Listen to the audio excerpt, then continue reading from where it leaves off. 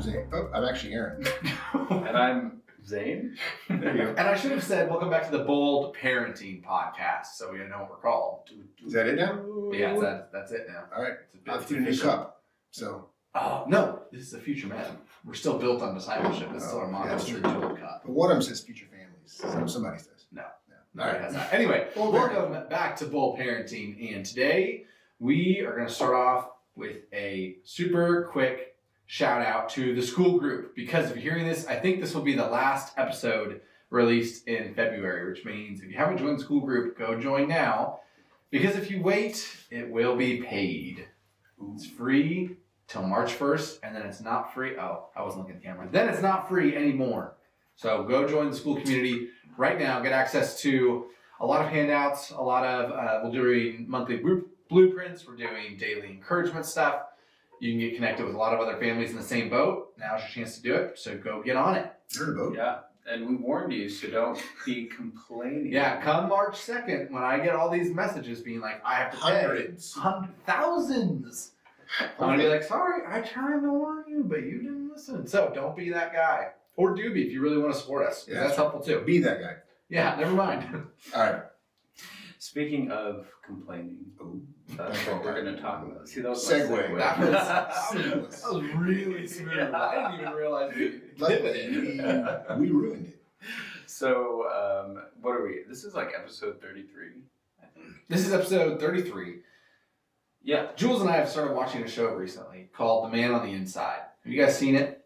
The mom and the kids were watching it last night. Yeah. I'm not sure it's appropriate yet, but we're figuring it out. It's not So far, inappropriate or nothing. But it's funny because it's about this old guy, but his daughter has a family and their parenting style is horrendous. It's so fun to watch. Jules is always like, and that's the whole point of the show. Like, it's obviously supposed to be bad, but every single scene the kids are on, they're always complaining about something. And I think it's a stereotype a lot of, like, especially teenagers have. But it's a stereotype because it's kind of happens all over the place. So that's what we're talking about today.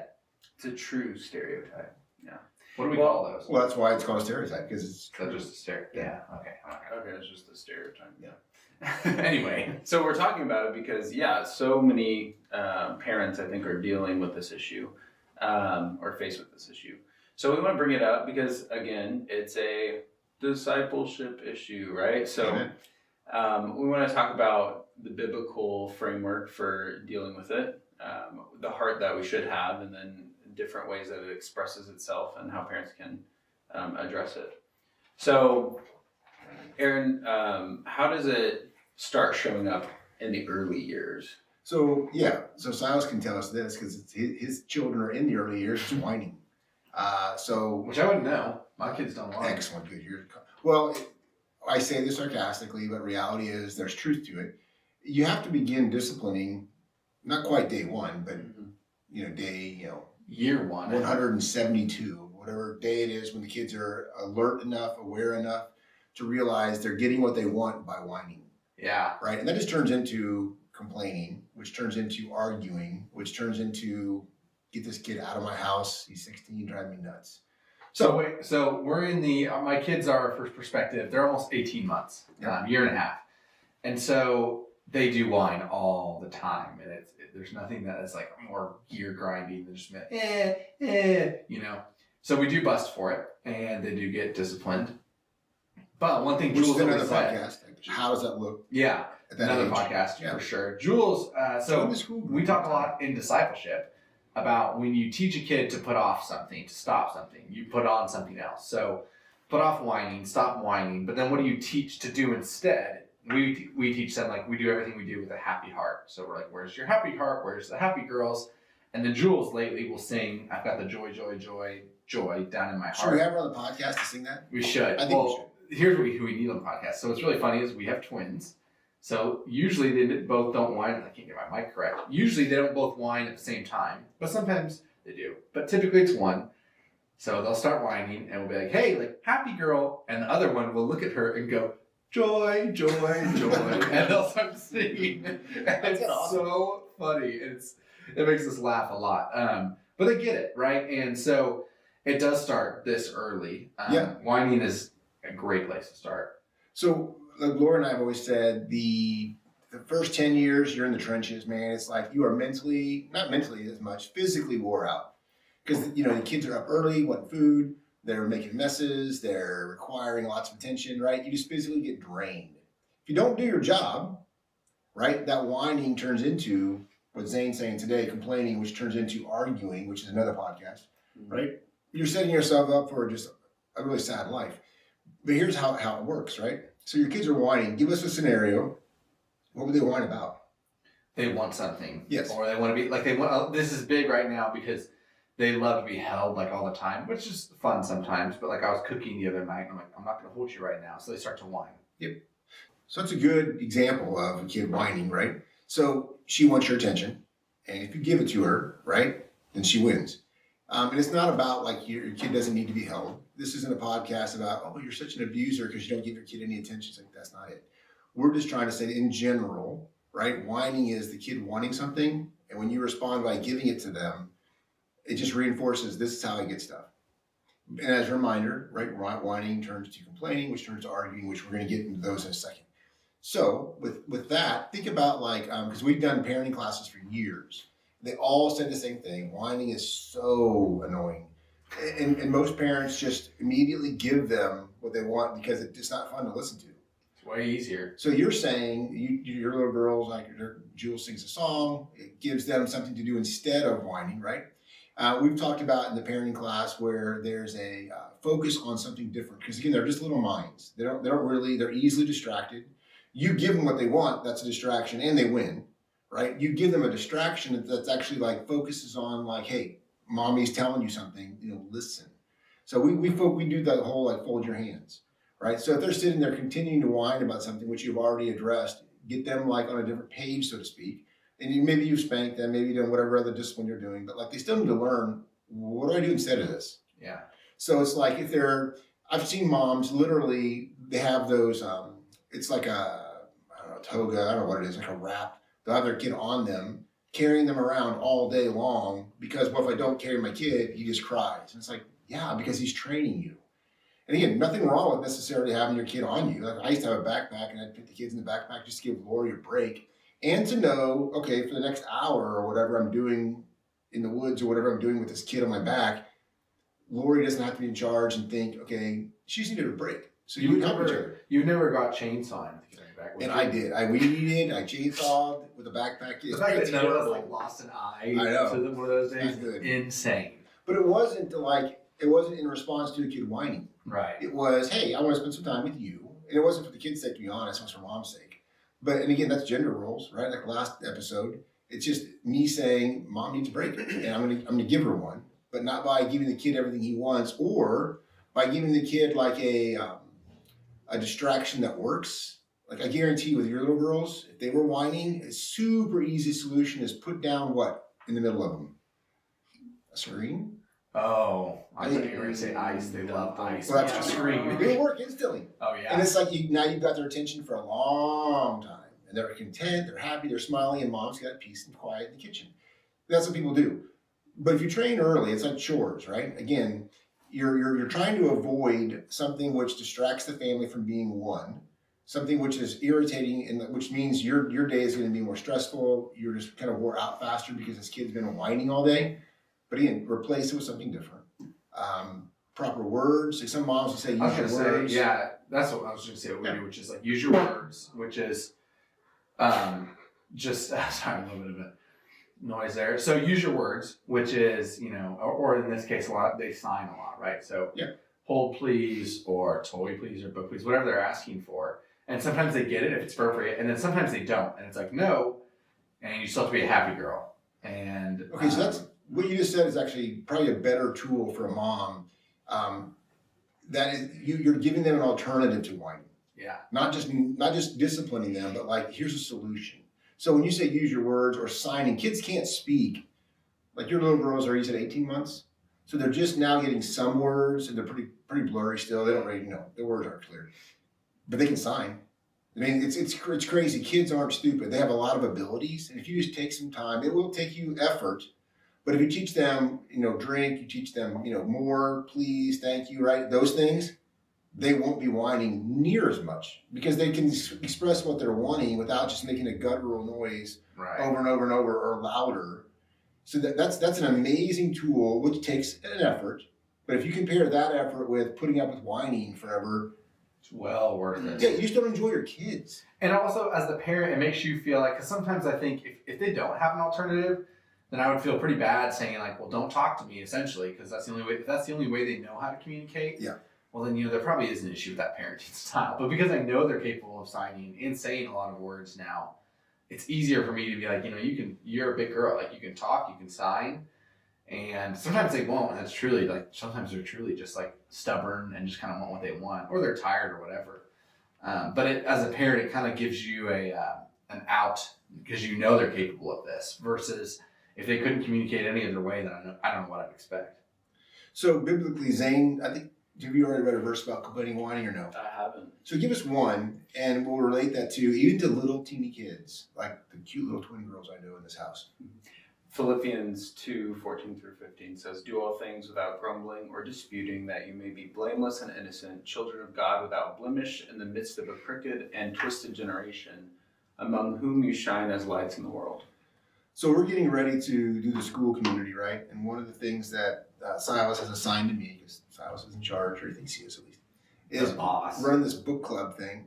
And the first book that we're going to review is Child Parenting Tips by this guy named Red Bradley. And he just hits some very basic things, right, which help us be better parents, but by turning the kids back to God, not just making our lives easier, but oddly enough, it does make our lives easier. Oh, yeah. So when Zane says, do all things without murmuring and complaining, right, for the glory of God, I'll tell you what's cool. You get a little kid that can communicate what they want versus a little kid that just more and more whines, starts crying, is just like so annoying and trying to get something they want, versus this kid over here is communicating clearly what he wants, but he might get a no because it's, we're close to dinner time, and he knows that if he argues by whining more, he's going to get a spank, or he's going to get removed and put in his room for now until he's happy, right?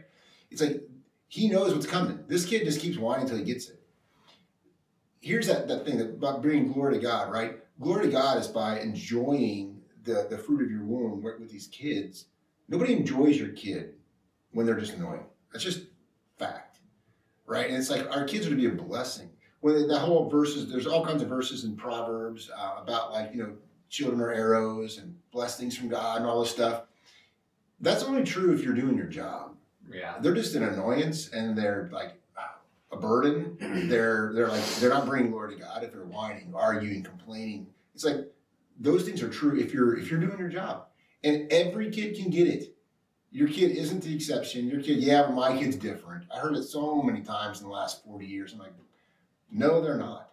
You are, right? You're different because you're just saying, I'm expecting my child to be the exception. He's going to obey, or he can't obey. Whatever your line of reasoning is, I would say just do your job. And if you're listening to this podcast, there's a great chance that you are doing your job, that you're looking for help, you're looking for solutions rather than just giving up. So awesome, keep listening, keep using this resource. So for this one, you're teaching them how to use proper words.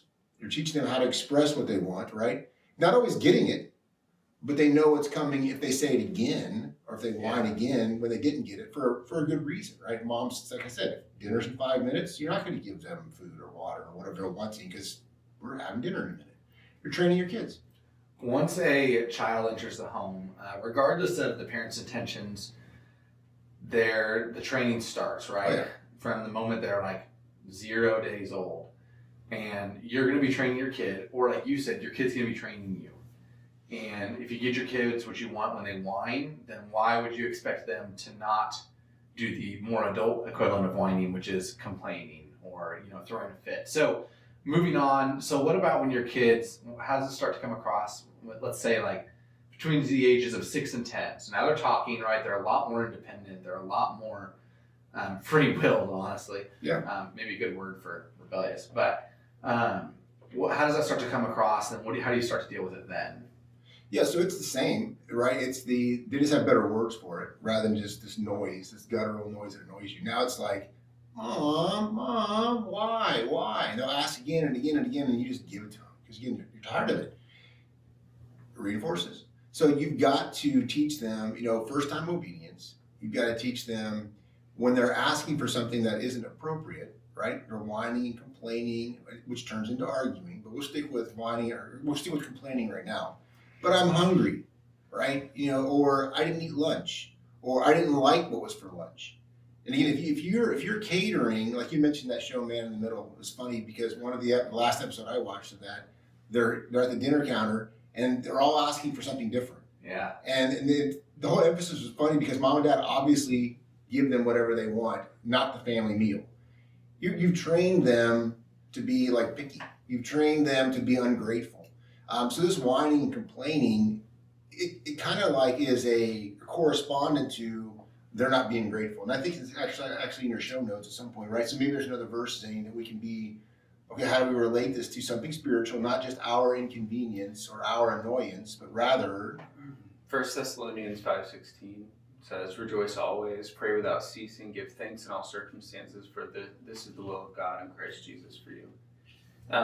So it's really the give thanks in all circumstances. Yeah. Which I think a lot of times we go to like the really hard and like Yes. difficult circumstances when we read that verse. We have This is cancer. all. We had a car wreck. Yeah. I don't like hot dogs. Well, I do like hot dogs. I don't like I love beans and rice for lunch. I wanted peanut butter. So they'll ask. So you're training your kids in those small moments when they're young to be able to respond with that thankful heart when the big things come later in life. And it sounds so stinking like, why is this like such a mean podcast? Or why do you can't just give your kids what they want? Or why do you have to be so like, rule oriented? And it's not. But it is training. And we're always training. Silas, you said it a second ago, or Zane did. You're training them to be obedient and like, I'd say grateful. Or you're training them, I get what I want by just saying it again. Because eventually I'm wearing mom down. Mm-hmm. Or dad. Zane, you did a lot of research. You're the handout guy for these episodes. Why? And then I think this question starts to come in play when your kids are like 6 to 10, right? When they're starting to reason a lot more and they're starting to understand reasoning a lot more. Why is complaining, grumbling, whining, why is it such a big deal? Like, who kind of cares? Well, every parent should care, but the ones that really care are the ones that have teenagers that are now rebelling, that are not... No, pause. Why does it matter to God? Like we'll get to the teenagers because that's the fun one. But why does it matter to God? Yeah.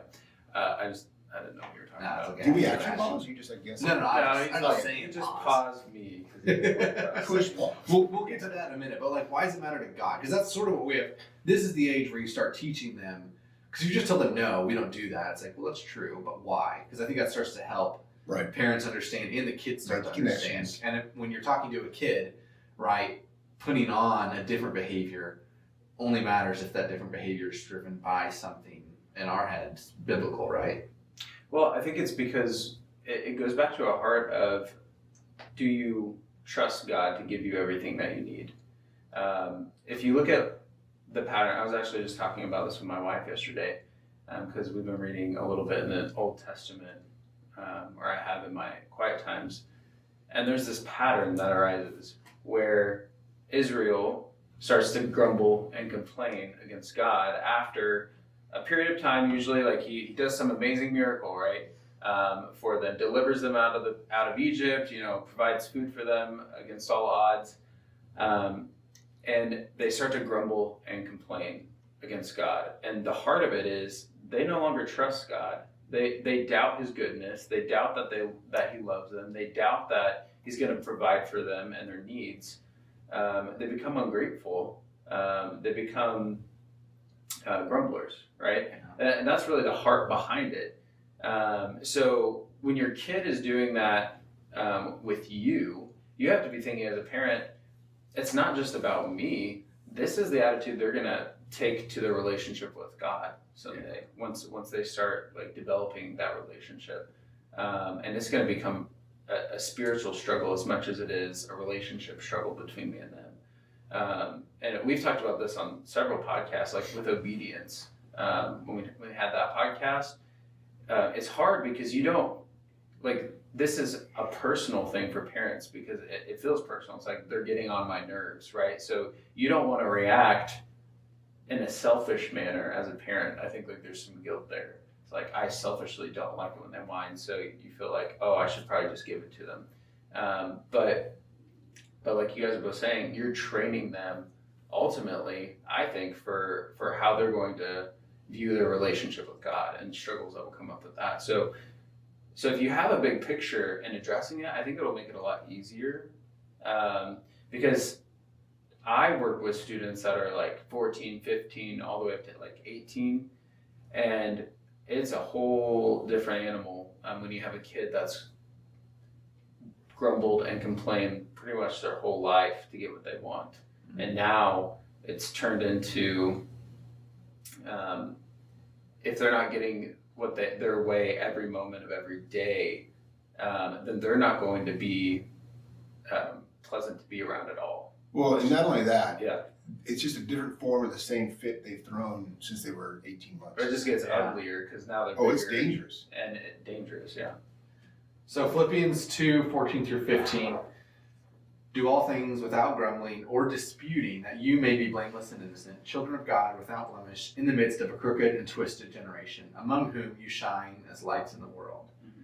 So Mom would always use that verse with us, shine like lights, right? And she was saying, that's like such a huge part of your Christian witness is there's a lot of situations that I think if you're not having this attitude, that sort of warrants complaining. Like, I mean, I look at some families and some people in these situations and I'm like, I would complain so much because you really have just sort of gotten like destroyed on this one thing. Like, you know, you keep getting sick or you had to have this surgery 4 times and it still hasn't worked. I'm like, I would complain a lot.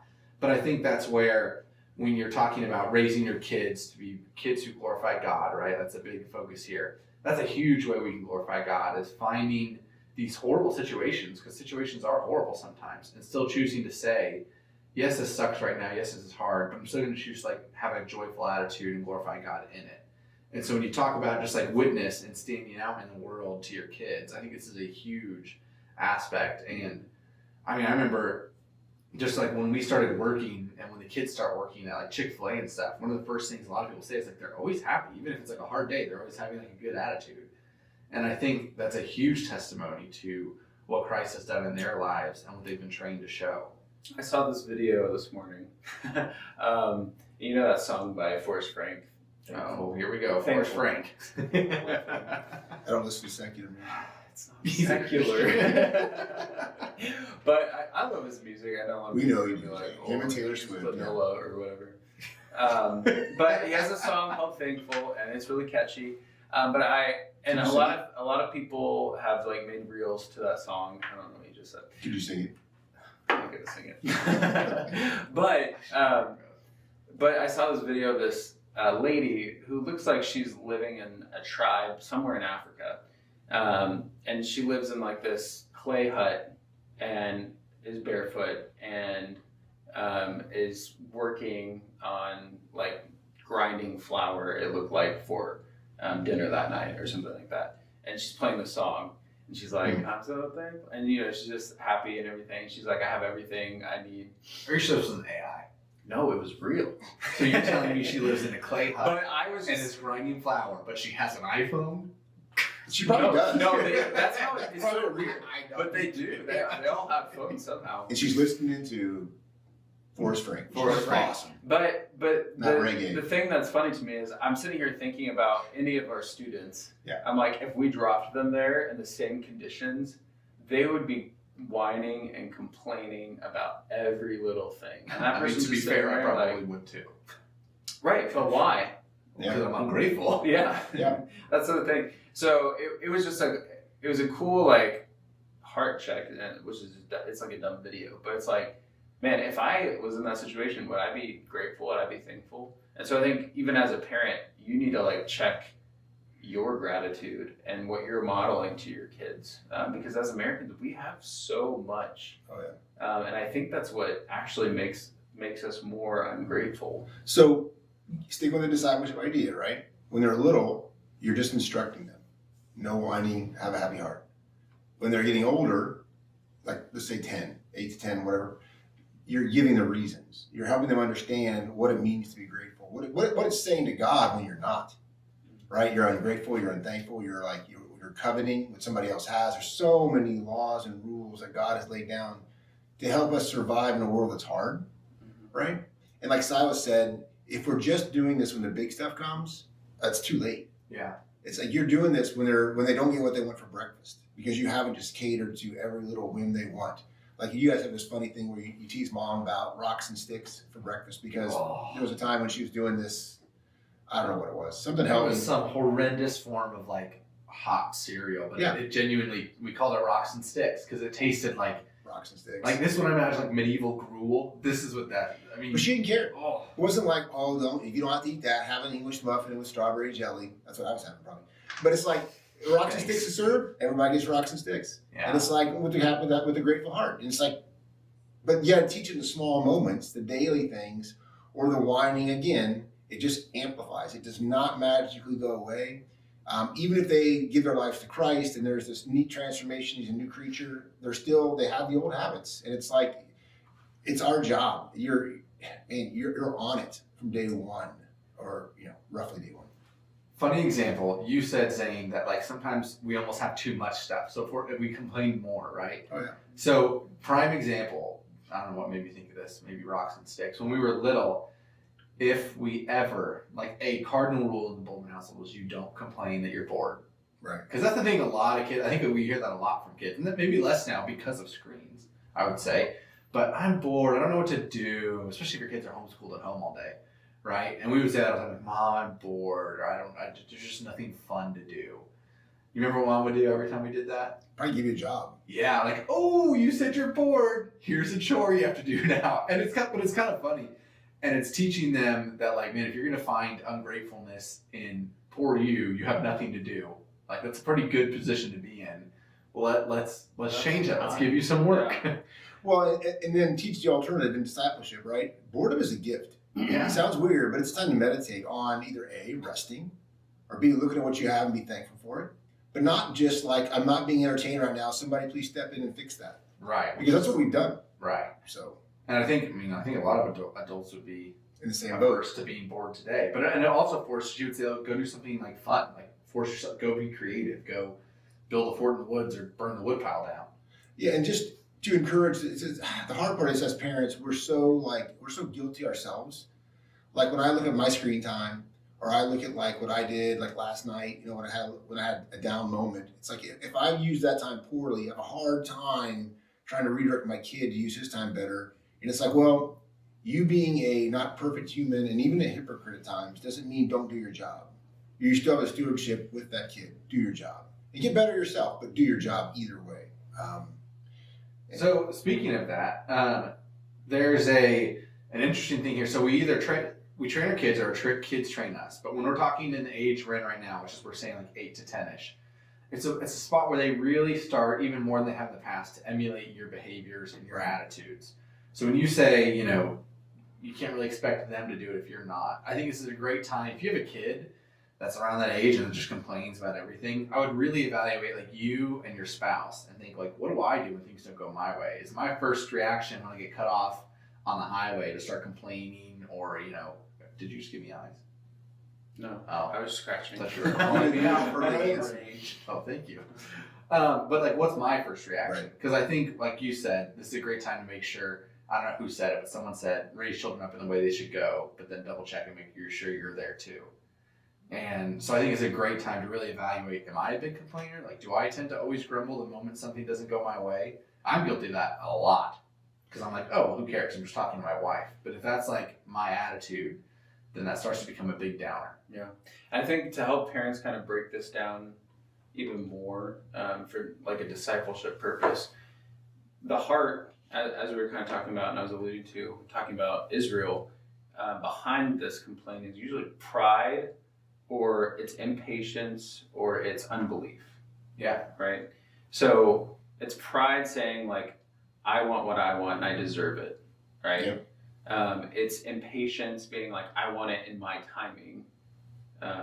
Or it's unbelief and I don't trust you. I don't believe that you're going to do what's best for me. I think for parents, really being able to understand it from that framework is helpful, because then you can kind of view which category your child is in, and address really the root of why they're being complainers or grumblers. That's So really good. it's still in the 8-10 category, I guess. Well, let's Just remember, just encourage your parents. It's going to feel like, I already said this. This is like multiple times a day, right? And you just feel like, what's the point? The point is they're going to get it. They really will. The things you're putting in their hearts are going to be there. Don't be frustrated. Don't be discouraged, especially if you've done it wrong for years and you have trained for disobedience or you have trained for whining. It's like, it's going to take some time to like undo that. But just be consistent and just know it takes a while. But I would warn you, and we're going to talk now about the teenage style where the whining / complaining turns into arguing. Because it doesn't just go away, it just morphs into a different form of the same thing. And it's like, it'll really discourage you and really wear you out and like become this wedge between your relationship now. When they're little, they're still kind of cute, right? And it's like, it's easy to like love a little kid because, oh, dang it, they look like me. Or they're just really, you just like them. Because they're fun. They're little babies. Like your little girls are adorable. Well, when they're like 16, 17, 15, when they get that awkward stage, right? And their noses are bigger than their face, or they're like still gonna be zits. so cute. No, they're not. It's just like, man, it's hard to love them. And when they're sitting there arguing with you, and they don't know why you're not responding like you always have, give me what I want. What's wrong with you? They look at you like you're the problem, and they're kind of right. Yeah. So next stage, what do you have down for the arguing teenage stage? Well, you said the 3 things, right? Pride, selfishness, unbelief. Yeah. So how do those start to come out in 15-year-olds? What do we see expressed? Yeah. Well, I think the pride starts to come in when the child starts thinking mom and dad doesn't know best, right? Like, I'm not going to respect their authority. I want my way. And like you said, that starts happening at a younger age, but it just starts to become uglier and more dangerous when you start thinking about the things that teenagers get involved with, whether it's drugs, alcohol, porn, being out late with peers, all these types of behaviors that we know are dangerous or lead to more dangerous behaviors. Or just in your cute little homeschool family, it's just disrespect. Yeah. You start bowing up to mom. You start like walking away from conversations, Violence. rolling your eyes, right? Maybe violence. And it's like, it's not unusual, but it doesn't just spring up. It's been growing. Yeah, and it spreads like wildfire to yeah. the younger kids. To it starts to become tension in marriage. Like it becomes a really big deal. So I think pride, impatience, unbelief, all those things start rearing their ugly head even more if these things haven't been addressed before the teens. But it's just so tempting because, and I work mainly with boys, so I don't know, the age that this happens with girls. I'm sure it does. Oh yeah. But this is also like the time where they're starting to become bigger, stronger, and starting to develop this sense of I'm a man and I want to have my own domain, which is something God designed them for. But if they haven't learned how to be content and thankful, then quickly that can become something really destructive in a family unit. Yeah, you're standing in their way, rather than they're helping you. Mm-hmm. So the difference, right, that we sense with women it'd be estrogen, with men it'd be testosterone. It's like it's now rolling through their veins, and rather than feeling like I need to be more productive in this family, I can go out there and do more work. It's just, well, I'm the boss, because that's true, right? That's what this hormone is sort of like feeding you. It's giving you like this urge, right? And it's not sexual per se. It's going to turn into that. But like I tell the boys, all this extra energy, all this extra like desire, focus on preparation. Yeah. So you have more energy to go out there and work hard. You have more energy to go out there and do an apprenticeship, like learn a skill. You can be like more protective of your mom. And love her. I was telling a dad this week, he dropped his son off at Future Men. And I said, every kid I've had, all my sons, and I had 9 of them, we're waiting on Angus's turn, but every one has gone through this, bowing up to mom phase of like, they have a hard time I didn't. figuring out like, okay, I'm a man and adjusting under a woman's authority, because it feels sort of like, I don't want to do this. Yeah. And it's not just authority, it's a woman's authority. And it's like, too bad. You know, and I'll tell my sons, you never have the ability or the right to like not obey your mom or to talk to her in a manner that's disrespectful. Because I think as a man, what person would I let come in off the street and come into my house and my wife say something like, hey, you need to, clean up and, this mess you made at the bar? No. I would throw them out of my house. I might punch them. Right? But we've gone so far as to where, like in today's society, I mean, young boys, 14, 15, 16, have hit their parents, right? Their moms in particular, screamed and yelled at them, cussed them out, called them horrible things. And it's like, okay, something's just wrong. And we can fix it. We literally can. It's not too late. You don't have to give up, but it's going to require, again, this discipleship. I'll give you one weird story. We had a student years ago. Love this kid. He's doing amazing now in his life. But like at this particular moment in time, he was 17. He was in one of the rooms at the Future Men House, and he had just gotten in trouble for something, and he did not like the fact that his freedoms were going to be like restrained. He started banging his head against the wall, screaming, banging his head against the wall. I mean, and this is a 17-year-old kid. My 1-year-old does that right now. Yeah, well, you're not wrong. And there was nothing wrong with this kid in terms of like he's not autistic, he's not like, he had no disabilities, he's just a brat. And he's banging his head against the wall, and I go in this room, and I close the door, and just he and I in there, and he's crying, screaming, and just banging his head. And I start laughing. He's like, what's so funny? And I'm like, I said, man, just think about it. I said, what are you doing? I said, this is like a 4-year-old fit. And he's like, he stopped, and he evaluated, and he put his hand on his forehead because it hurt. And he's like, yeah, you're right. And it was weird. It was like, okay, discipleship moment. He wasn't fixed. He wasn't cured.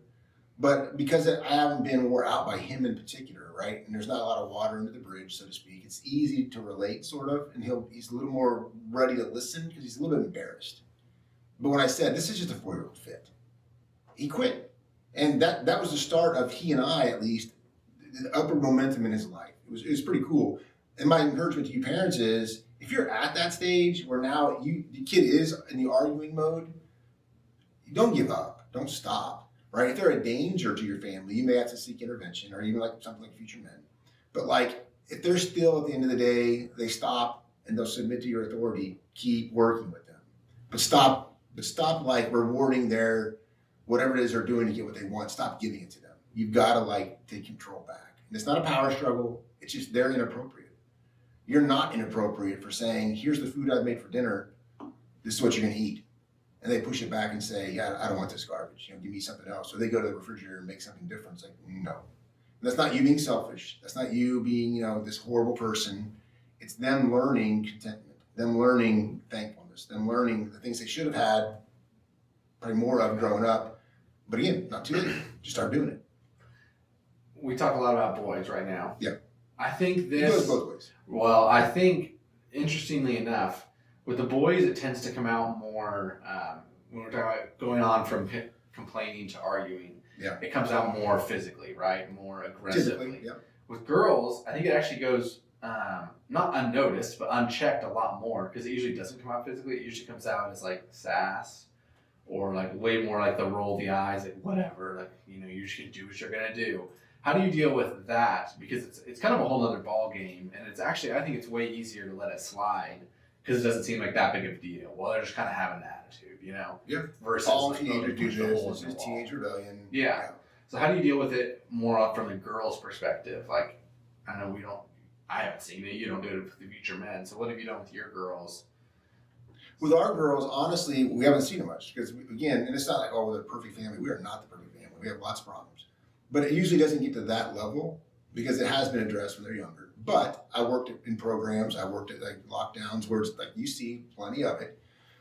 You have to have, and this will be a different podcast, so we're not going to get into it right now, but you have to have some type of repercussion. There has to be a consequence that you're, allowed to give, that you can enforce to help them understand you're not going to get what you want by doing this.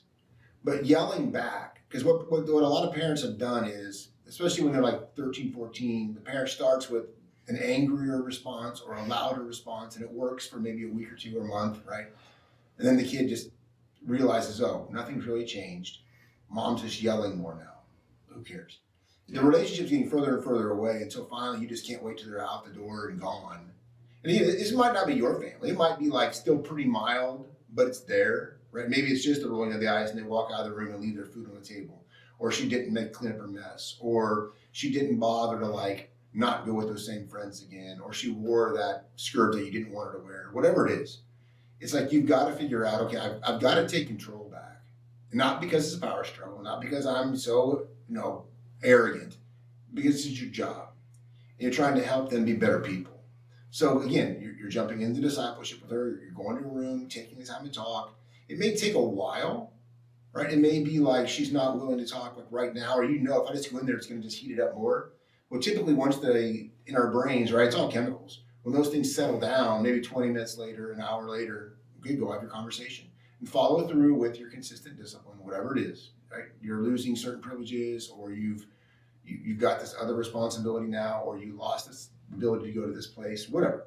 But you're going to have to be consistent. You're going to have to have the structure in place, have the consistency in place to see the change, and telling them why, because they're at the age where you can disciple. Yeah. So you're talking about bringing glory to God. You're talking about so you'll be a wife that's can lead your own home. You have to make the connections for them. They don't. I tell the boys, the future men, every single day, literally, you're one step in the air heading out the door to adulthood, right? Marriage is next. Raising your own children is next. Having this full-time job is next. And some of them they laugh because they're like, oh, you're so silly. That's not even on our radar. And they're 17. And I'm like, what are you talking about? It's literally next. And all they can think is, we're just arguing about, I didn't want to eat my food. Or why did I have to go clean the store again when it wasn't that bad? It's like, it all relates. Not the point. Yeah. No. So how do you say specifically, so what do you do, I guess this is maybe a better question, with a kid who your family really has experienced like a massive loss, right? Like let's say a grandparent passes away. How do you teach a kid and disciple a kid through that to where you want to respect, and obviously there is a grieving process, right? But what do you do when it goes from grieving to their whole life starts to take this shape of everything in life is horrible, nothing matters? And again, this isn't recent, right? Like maybe this was a year ago, maybe this was 2 years ago, because I think we've seen a lot of this, right? Yeah. Where these big things happen and it shifts the kid's perspective sort of forever. How do you start to address that in a kid without making what they've gone through? Because obviously what you go through, it is sad. It does cause grieving, right? It's real. It's a great word. How do you do that? Yeah, well, we've seen this. Do you want to jump in or you want me to go? Yeah, we've seen it a couple times. Yeah. I mean, we've had where kids' dads have died recently. Yeah. Like within a few or months. A mom when they're at the program. Or a mom when they're here at the program. And yeah, I mean, the first thing I want to say is there's a time for grieving, right? And that's gonna be a hard season for that person to go through. And I don't think the first thing you should do is be like, well, you need to be grateful. Because while that's true, God recognizes, and He, in fact, gave us the emotions and the love for that person. So He's going to be probably the most understanding and a model for how we should handle those types of situations. So when I have a kid that's dealing with that, like my first thing is like to have compassion and to allow them to take that time to grieve. And if you're discipling that kid, you're going to kind of have a pulse on when it goes from grieving to despair, or when it goes from grieving to discontentment.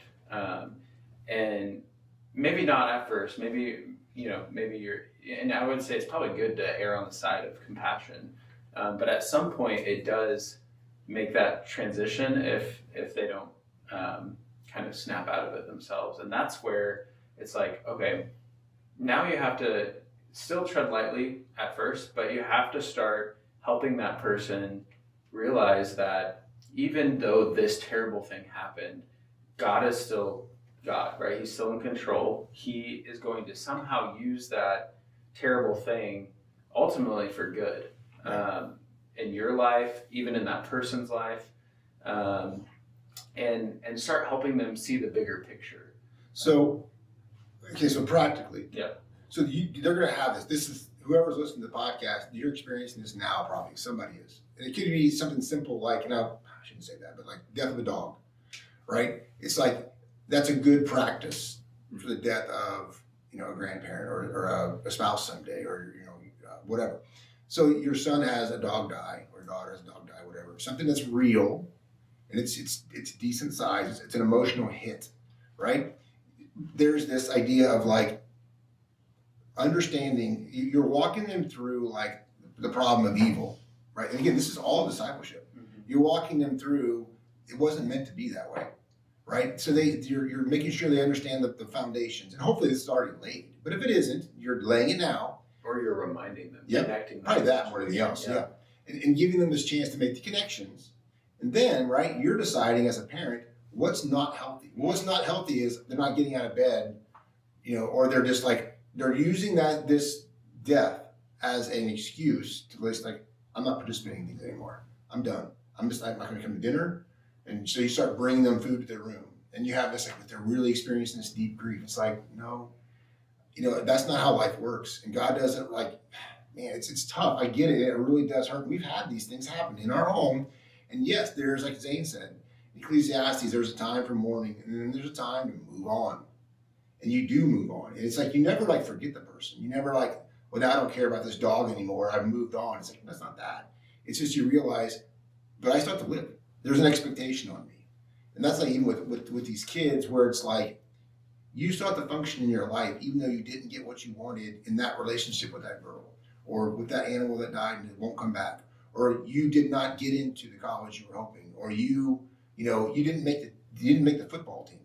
Hey, it's sad, and it's not simple. But let's look at okay, what else has God given us that He's wanting us to put our time into instead of that?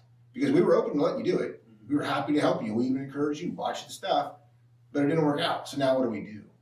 Right? And again, ever since day one, you've been training them for those bigger moments. Because typically, not always, but typically they're not big moments as they're growing up. They're all small little steps towards the bigger loss. Yeah. So. Yeah, and that's why if you start by teaching your child to be thankful for a bowl of rocks and sticks, when God hands you a big old bowl of rocks and sticks in life, and you're like, I don't want to eat that. I don't want to live that out. They're already trained. I mean, it's still going to be hard. But their heart already knows how to navigate that. Yeah.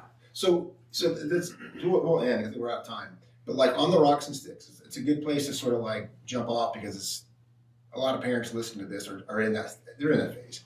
So you give it to them. You're not telling them there's kids in Africa who would love to have this food, right? Because they probably wouldn't like it either. It's like, well, actually, it's not that good even for actually. Yeah, I can remember multiple times where you came out and said that exactly sarcastically. Well, some people would love this. Yeah, I would like that. You did. But the funny thing is, right? It's like you're helping them understand it's food, Yeah. But every time you give in, you've missed the opportunity to drive home the point. We deal with life as it comes.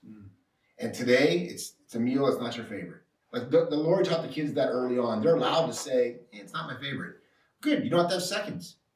But you don't get to skip the meal. You don't get to slap the person who made it in the face with your attitude, right? With your attitude. Okay. Or literally, sure, but with your attitude. Because it's the same thing. It's like when mom makes a meal, it's like, and mom isn't stupid. She's sitting there eating at times and thinking, this didn't turn out the way I thought it did. And sometimes we've laughingly said, with lemon chicken, we're never doing this again, right? Or, some people love it, and I do this all the time. You've seen this, Silas. I am really picky on food. And it's but I never go change the meal. Yeah. But I'll say thanks for dinner, honey. And she knows if I don't like something, because I'm not I'm not ravishing it down.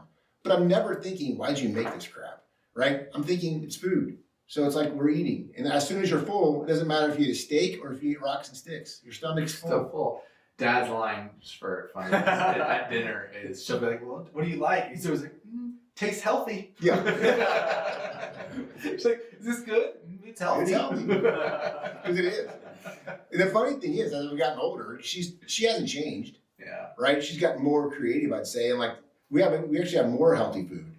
I actually am starting to enjoy them. I grew up very greasy food, salty food, buttery food. And Lori was not so much. And now, if I'm comparing, I'll take my wife's food any day over what I grew up with. And it's like, I enjoy my wife's cooking. Oh, I You'd would. still take fried chicken most days. With probably honey? not Grandy's fried chicken. Yeah. Grandy, don't And listen. I love to you, that. Grandy. She might be listening, actually. Hi, Mom, Grandy. I see you. Anyway, just Well, attitude of gratitude. ooh. What a bumper sticker. Man, did I come up with that? Oh, mic drop. Did I come up with that? On that note, thank you for listening. No, this really is a discipleship issue, like everything on this podcast. Yeah. And it's a big one. I think it's one of the biggest ones that, when they're little, you lay the groundwork, and hopefully when they're older, you're reminding them of the groundwork, not trying to lay it again and having to pull up what's already there. But it's also one of those ones that's very individual. So if you have any questions, we said something you don't agree with, we said something that confused you more than helped you, you can always send them into questions@futurefamiliesmedia.com. Go join the school group if you haven't. And then if you are still listening up to this point, please leave us a comment. That's weird. That's pretty serious. No, we do love them. Yeah, that's a long podcast. How about we appreciate you? We appreciate you. And we love you. And we love you. Anyway, if you could comment, like, interact with it, share it with your friends. It's always super helpful to us. Helps us grow a lot. Makes us, hopefully it makes us better as we get more people giving us feedback. Because we get a lot of feedback. So hopefully we've gotten better already. Hopefully we keep getting better. If you can't comment anything else, just comment something we can improve on. I'm sure there's plenty you can come up with there. Anyway, we will see you next week. Thanks. Bye. Oh, wait, if you didn't like this, maybe adjust your attitude. Be grateful. Bye. All right, bye.